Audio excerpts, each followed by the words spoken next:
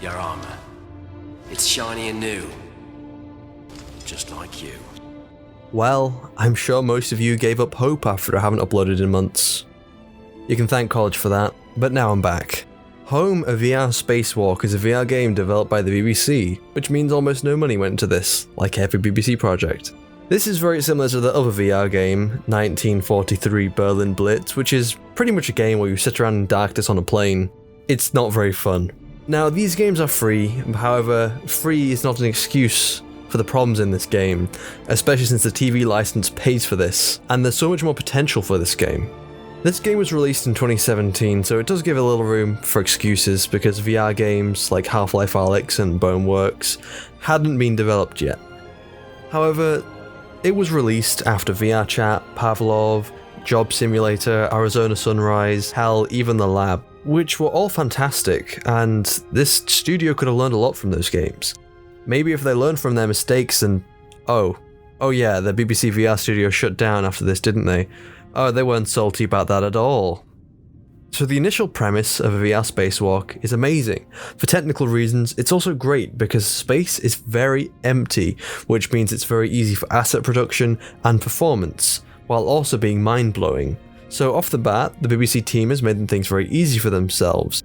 This should mean they can put a lot more focus into other things. It's a simple, basic premise, nothing too complicated, and theoretically easy to produce, compared to other titles. However, what results is a nauseating slog for 10 minutes. So you start off in your spacesuit and almost right away you're met with the red flag. Your grip button is your trigger. For some reason. It's strange trying to pull yourself along with your little trigger fingers, but this is small and you can get used to it pretty quickly. You also can't pick up things, so the best you can do is really shove things around by accident. It's really the only thing you can interact with these yellow bars, and it's pretty sluggish. My real arm goes from my head to my side, but my VR arms end at my chest when I pull on these beams. It makes this needlessly difficult when climbing out of the space station. Then you can't even look around properly, your body's stuck in one rotation, and why? Why would you do that? I don't understand why you're only limited to one rotation when you can usually look around pretty easily in these VR games.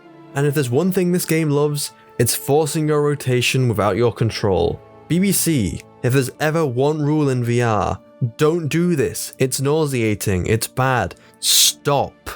For any of you who haven't played VR, this is a term called VR sickness. It's pretty much car sickness or seasickness when your body is telling you something different to what you are seeing. Your eyes are spinning around out of control, but your body is staying still. This is far from fun. I think this says a lot when I get a lot less VR sickness flying around in VR chat, a world made by random dudes. One of the things I can really say about this game is that it doesn't look bad. The space station itself looks great. It's pretty much the only model I had to make. The world looks great as well. It's really one of the nicest parts of this game. Well, one of the smaller details you may not have noticed is on every playthrough it changes.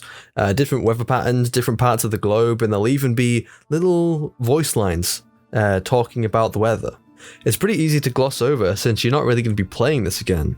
The scene is actually really atmospheric and breathtaking. It's beautiful and mixed with the music. Don't mind me as I just punch my arm to control the music just in case it's copyrighted. It's really a shame on this arm as I start to feel sick as it ruins the mood. When you finally get to repair the damage to the space station, which was your whole mission out there to begin with, you reach for your tools and... oh yeah, you can't pick them up. Thank you, game. Oh well, I guess I'll just... oh no, fuck, no, god no, why are you doing this? No, god damn it, game. Why? Why would you do that? This is so bad. How did none of the developers ever play this and think, yes, this is a great idea for a VR game where it just spins you around nauseatingly and out of control. And this is near the end where the jetpack sequence is impossible, even on the easy mode. Maybe it's just me or hell even the comfort mode. I couldn't make it back, partly because there's lots of little tiny fragments of debris, and if you hit any of them, you stop dead, and that just wastes your fuel and you die. Oh yeah, and the less comfortable mode? It's just impossible to move forward, it's just rotating me everywhere. Who made these controls? Well anyway, this is Home, a VR spacewalk. A free game with potential, but ultimately not worth your time. If you enjoyed this short video and you want more, I'm starting with Patreon. you can find it in the description, and these funds will be put back into the channel where I can fund my Streamlabs subscription for upcoming streams, and any spare money I can use to buy new games to review. For now, I'm kind of restricted to free games and the games I own, and the free version of Streamlabs won't allow me to use my logos and backgrounds which I've been creating for my streams. One game I've been wanting to look at is Doctor Who Edge of Time, but I can't be asked to spend the 20 quid on it. So if you want to pay me to put myself through that shit, I'll do it.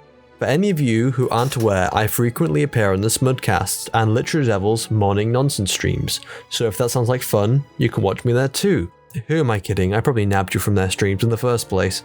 For some things I'm currently working on in the future, there's a video discussion about art styles, a review of Star Wars The Clone Wars Season 7 with some guest appearances, and just general media discussion.